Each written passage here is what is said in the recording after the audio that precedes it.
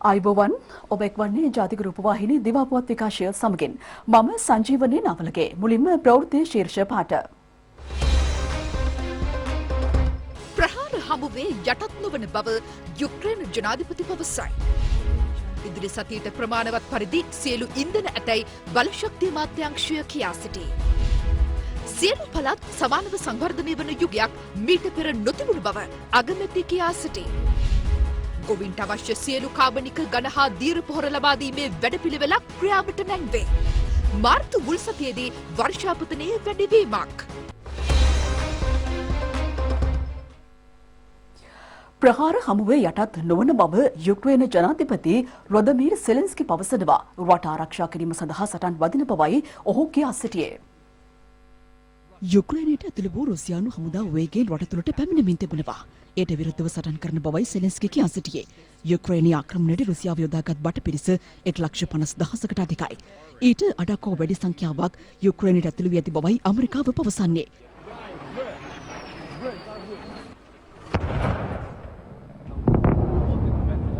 ඉදිරි දින කිහිපයේදී තවත් රුසියානු හමුදා අනුකණ්ඩ යුක්‍රේනයට ඇතුළු විය හැකි බවටයි අනුමාන කෙරෙන්නේ. මේ අතර පවතින තත්ත්වයේ හේතුවෙන් සරණාගත ගැටලුව වැඩි වී තිබෙනවා. ලක්ෂ ගණනින් සිවිල් වැසියන් අසල්වැසි රාජ්‍යවලට පලා යනවා. පෝලන්තයට පැමිණි යුක්‍රේන ජාතිකයන්ගේ සංඛ්‍යාව ලක්ෂයකට අධිකයි. ඉන් බහුතරය කාන්තාවන් හා දරුවන්. මේ අතර යුක්‍රේනයේ කිව් අගනුවර තෙල් කපඩා සංකීර්ණයකට මිසයිල් ප්‍රහාරයක් එල්ල වී තිබෙනවා. ඇති වූ ගින්න හේතුවෙන් විෂදුම් නගරය පුරා ප්‍රතියාමී අවධානමක් අට කැරුණා. කිව් අගනුවර ජීවත් වන ජනතාවට ආරක්ෂිත ස්ථාන කරා යාමට යුක්‍රේන රජය උපදෙස් දුන්නා. මේ අතර රුසියානු ගුවන් යානාවලට තම ගුවන් සීමා හරහා ගමන් කිරීම ඇතැම් රටවල් තහනම් කර තිබෙනවා. සමාජ මාධ්‍ය වාරණයක්ද ක්‍රියාත්මකයි. රුසියානු බැංකු කටයුතු තහනම් කිරීමට බටහිර රටවල් රැසක් ඊයේ තීරණය කළා.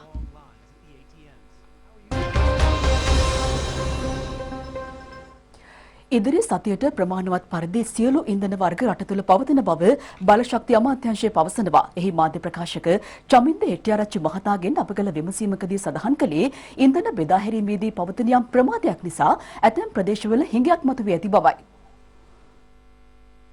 මේ වන විට රට තුළ අවශ්‍ය ප්‍රමාණයට ඔක්ටේන් 92 සහ 95 පවතින අතර අවශ්‍ය ප්‍රමාණයට ඇනවුම් සිදු කර ඇති බවයි බලශක්ති අමාත්‍යාංශය කියා සිටියේ. ලබන දෙවනදා ඉන්ධන රැගත් නෞකාවක් දෙවිනට ළඟාවන අතර එහි ඔටෝ ඩීසල් මෙට්‍රික් ටොන් 30300ක් සහ සුපර් ඩීසල් මෙට්‍රික් ටොන් 7000ක් අඩංගුයි. ඩීසල් මෙට්‍රික් ටොන් 30000ක් රැගත් තවත් නෞකාවක් පැමිණීමට නියමිත අතර එහි ගුවන් යානා සඳහා භාවිත කරන ඉන්ධන මෙට්‍රික් ටොන් 9000ක්ද ඇතුළත් බව බලශක්ති අමාත්‍යාංශය පවසනවා.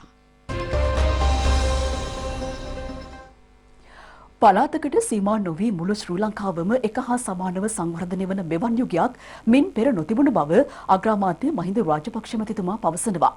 කිරම කටුවන ඒකාබද්ධ ජල යෝජනා ක්‍රමය සහ කිරම බස් නැවතුම්පළ ජනතා අයිතියට පත්කිරීමේ අවස්ථාවට ඊයේ සවස එක්වෙමින් අගමැතිතුමා මේ බව කියා සිටියා. සැමට පිරිසිදු ජලය ලබා දීමේ වැඩපිළිවෙල යටතේ ජාතික ජල සම්පාදන හා ජලාපවාහන මණ්ඩලය ඕස්ට්‍රේලියානු රජය හා ශ්‍රී ලංකා රජය අරමුදල් යටතේ කිරම කටුවන ජල යෝජනා ක්‍රමය ක්‍රියාත්මක කෙරුණා. මේ වගින් ග්‍රාම සේවා වසම් 34ක පිරිසිදු පානීය ජල අවශ්‍යතා සපිරෙනවා. වරාපිටිය පිහිටි කිරම ජලාශයෙන් ජලය ලබාගෙන වෙළඳගොඩ නව ජල පවිත්‍රාගාරයක් ඉදිකර තිබෙනවා.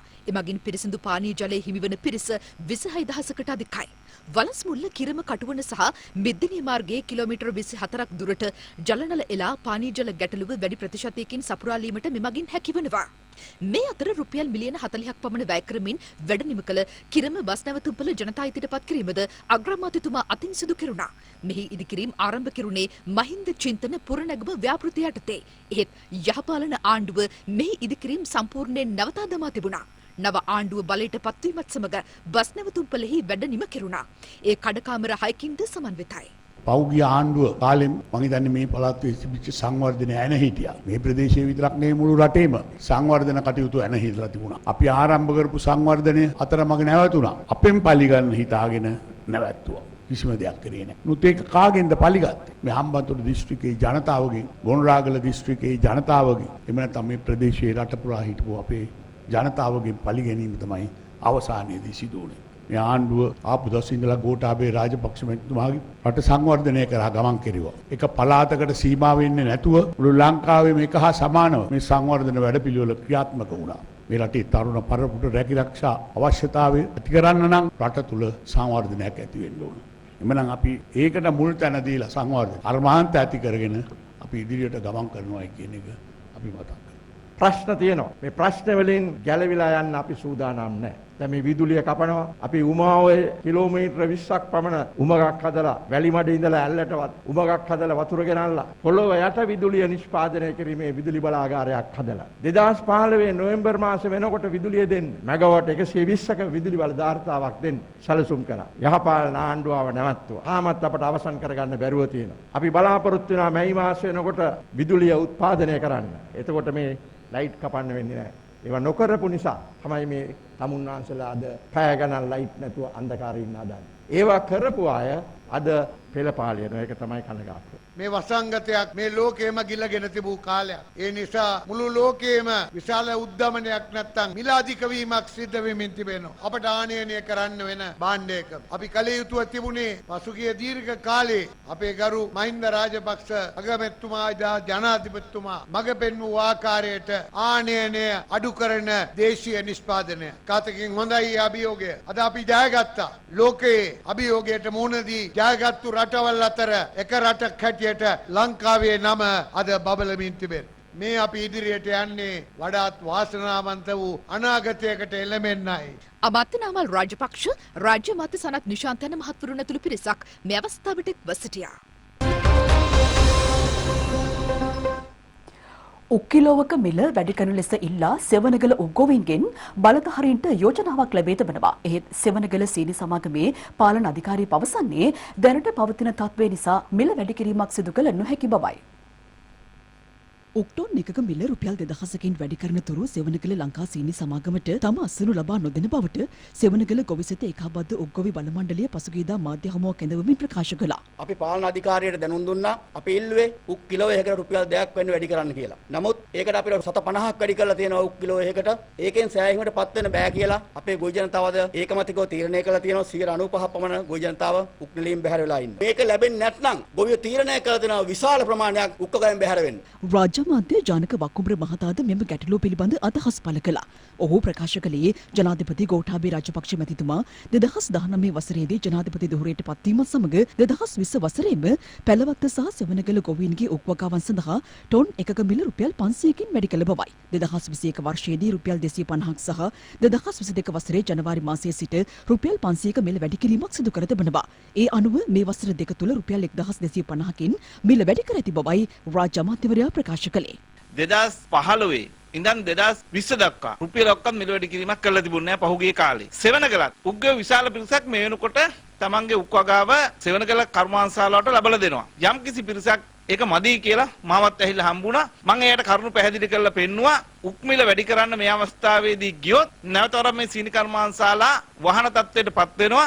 මේ අවස්ථාවේදී මේ ප්‍රශ්න කරනවට වඩා අපි ලබලා දීපු ඒවා ඔබ අගය කරන්න අපි ගොවි ජනතාවට කියනවා. මේ ආණ්ඩුව විතර උග්ගොවීන්ට සලකපු වෙන ආණ්ඩුවක් නැහැ. අපි කිසිම පැකිලීමක් නැහැ. යමක් ලබලා දෙන්න පුළුවන් නම් මෙම අවස්ථාවේ සියලු දෙනා මධ්‍යස්ථව ක්‍රියා කළ යුතු බවයි සෙවනගල සීනි කර්මාන්ත ශාලාවේ පාලන අධිකාරිය පවසන්නේ.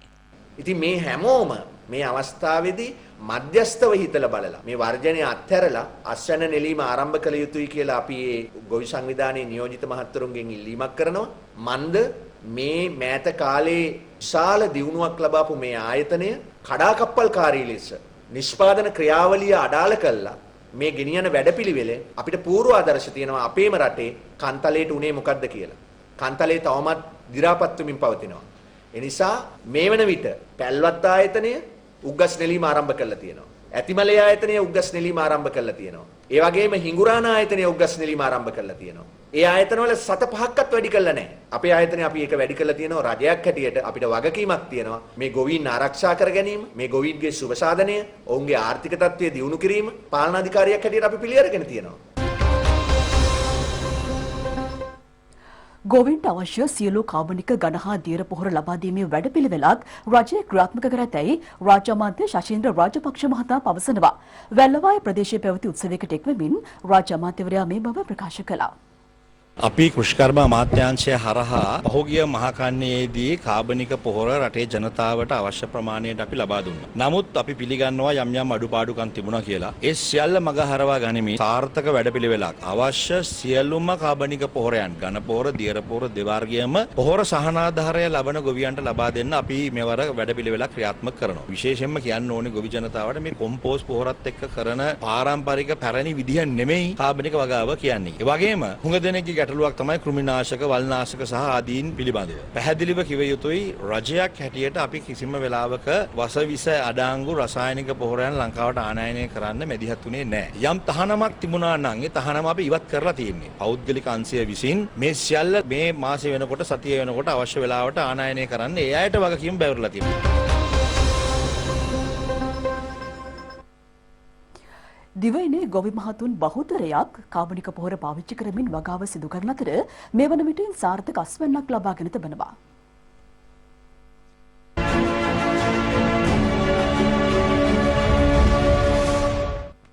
මොරගහකන්ද තොරපිටිය ග්‍රාමයේ ගොවීන් 24 දෙනෙකු එක්ව අක්කර 50ක කුරහන් වගාවක් ආරම්භ කළා. මහවැලි අධිකාරියෙක් ශ්‍රේෂ්ඨ නිලධාරීන්ගේ උපදෙස් මත කාබනික පොහොර යොදා ගනිමින් එය සිදු කළ බවයි ගොවීන් පවසන්නේ. මේ වන විට අස්වැන්න නිලමින් පවතිනවා. කුරහන් කිලෝවක් රුපියල් 650කට මිලදී ගැනීමට රජය පියවර ගෙන තිබෙනවා. 2021-22 මාස කන්නේ අතිරේක භෝග බීජ නිෂ්පාදන සමිතියක් කරා කුරහන් වගාව ප්‍රවර්ධනය කරා කාබනිකව සාර්ථක අස්වැන්නක් ලැබෙනවා. මේක මේ කිසිම තෙල් පොහොරක් මොනවත්ම නැති භෝගයක්. හොඳ අස්වැන්නකුත් ලබා ගන්නවා. ඒ වගේම අපිට හොඳ මුදලකුත් මේ කුරක්කම උනේ අපිට ලබා ගන්න පුළුවන්. දැන් මේ කුරක්කම් වගාව කන්න දෙකක්ම වගා කරනවා. 650කට වගේ මිලකට කුරහන් විකුණා ගන්නටත් පුළුවන්. තෙල් පොහොර කිසිම දෙයක් නැතුව හොඳ අස්වැන්නකුත් ලබා ගන්න පුළුවන්. රඹුක්කන මිරිහාගොඩ සරත් ටිකිරි බණ්ඩාර මහතා කාබනික පොහොර නිෂ්පාදනයට අවශ්‍ය යන්ත්‍රයක් නිපදවා තිබෙනවා. ඒ යොදා ගනිමින් සාර්ථකව එළවලු වගා කළ බවයි ඔහු පවසන්නේ. නව නිපියුමට සබරගමුව පළාත් කෘෂිකර්ම දෙපාර්තමේන්තුවේ හා රඹුක්කන දැලිවල ගොවිජන සේවා මධ්‍යස්ථානයේ උපදෙස් ලැබී තිබෙනවා. මගේ මේ ගොවිපළ පළාත් කෘෂිකර්ම කැප්පෙඩස්ථානය යටතේ ක්‍රියාත්මක වෙන එක. වල් නිලීම ආදිය කරන්න අවශ්‍ය වෙන්නේ නැහැ. මොකද යටි වගාව නිසා තනකොළ පැලවීම ඉතාම ආවෙන් තමයි සිද්ධ වෙන්නේ. වවුනියාව දිස්ත්‍රික්කයේ ආසිකුලම්, කෝවිල්කුලම්, කොමසන් කුලම් යන ප්‍රදේශවල වී අසුණු නෙලීම ආරම්භ කෙරුණා. වගාව සිදු කළේ කාබනික පොහොර භාවිතයෙන්. මේක මම යූරියා කිසිම එකක් දැම්ම නැහැ. පොරොල් කිසිම එකක් දැම්ම නැහැ. ඕගානික් මෙම්ලන් කරලා තියෙන්නේ. හැබැයි යූරියාට වඩා හොඳට තියෙනවා මේ පාර ගොංගල් දෙන්න ලෙඩ කිසිම එකක් ආව නැහැ.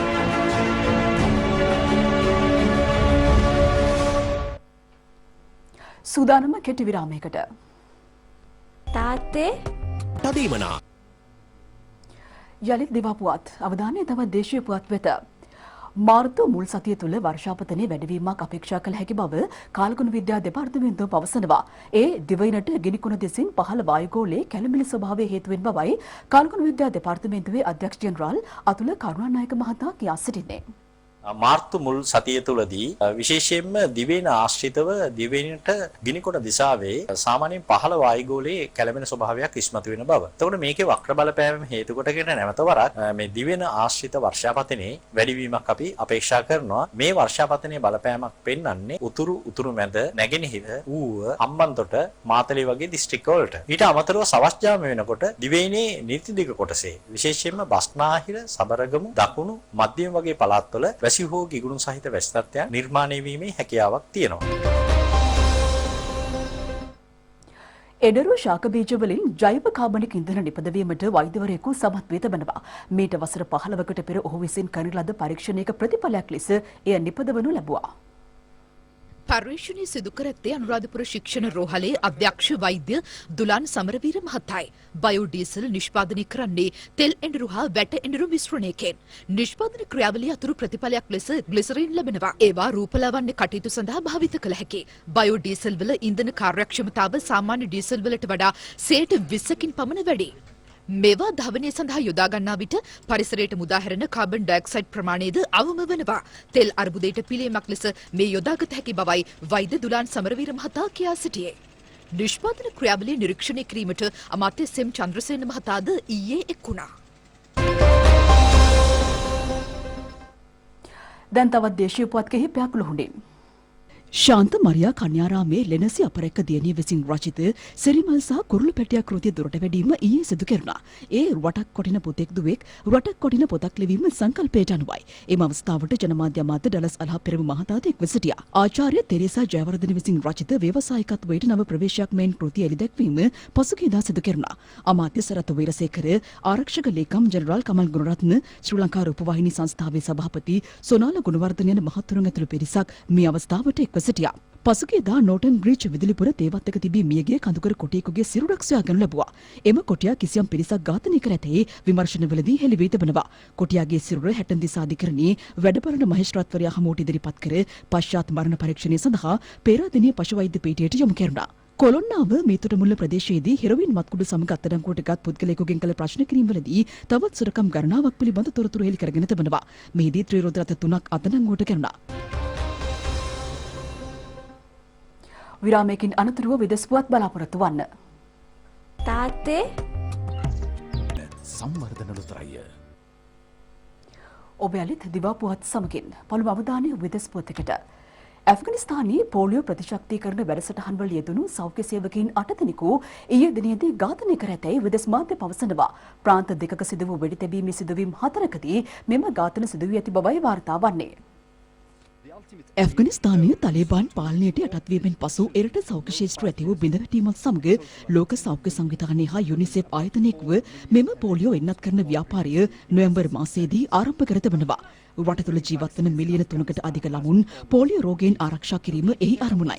එන්නත් කරන වැඩපිළිවෙල ආරම්භ කිරීමෙන් පසු සිදු වූ ප්‍රථම ප්‍රහාර මාලාව මේ බවයි වාර්තා වන්නේ.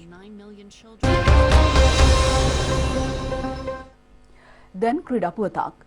ශ්‍රී ලංකා පාපන්දු කණ්ඩායමේ ක්‍රීඩක ඩක්සන් ෆියුස්ලස් මාලදිවයිනේදී ජීවිතක්ෂයට පත්ව තිබෙනවා. ඔහු ප්‍රීමියර් ලීග් පාපන්දු තරඟාවලියකට සහභාගී වීම සඳහා එරටට ගොස් සිටියා.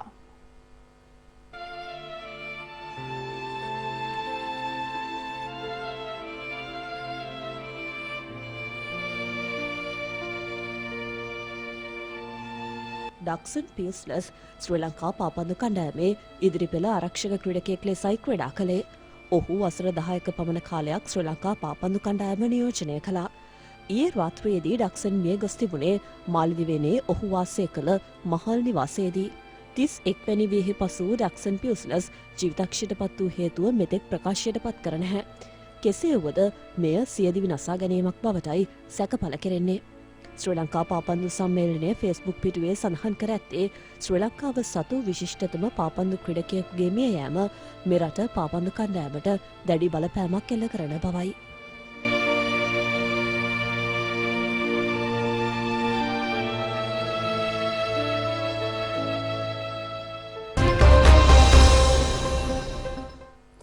ඒ සමගින් අදට නියමිත දිවාපුවත් විකාශය නිමවට පත්වනවා. පසුරු 6:50ට ප්‍රධාන සිංහල ප්‍රවෘත්ති විකාශය බලාපොරොත්තු වන්න. ආයුබෝවන්. SLT මොබිටෙල් පුළුල්තම